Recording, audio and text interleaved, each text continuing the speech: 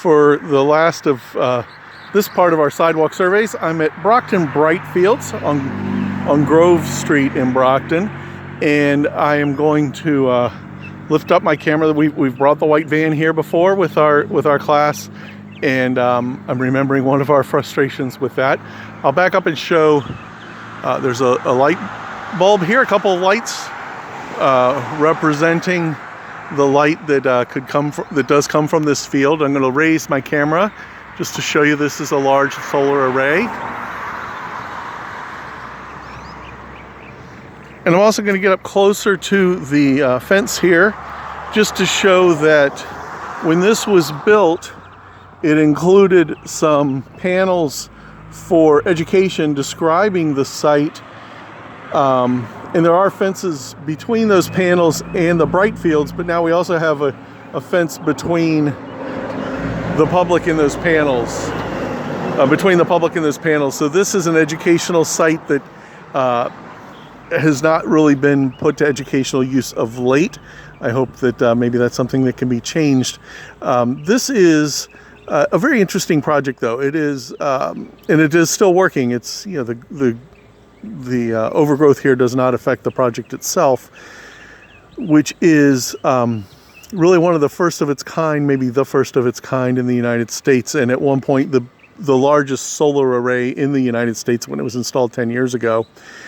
It is providing about 450 kilowatts of power. I think that's enough for about 100 houses. We can look at the math later. I looked at the math before and already forgot, but I think this provides power to 100 or 200 houses. What it's also doing is making use of a site that really can't be used for much else.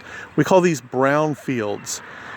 Federal environmental law prevents developing on sites where there was a hazardous waste spill, either a short-term spill or more often a long-term spill over years. This all goes back to the history of what's called Love Canal. I'll explain what that is, a particular situation in upstate New York that led to this law.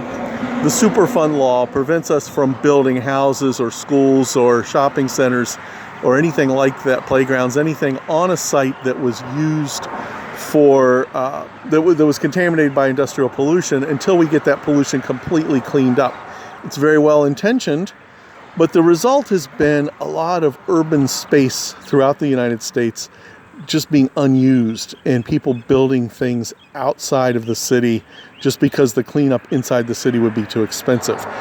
So this is, so brownfields developments are various projects that seek to use a space that otherwise would be prohibited.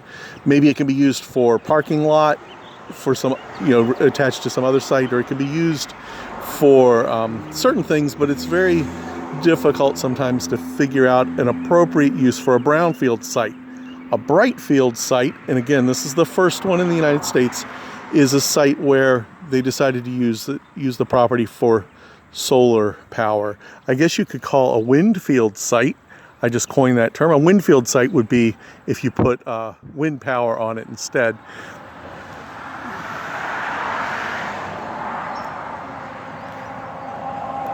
But anyway, thank you for visiting virtually Brockton Brightfield.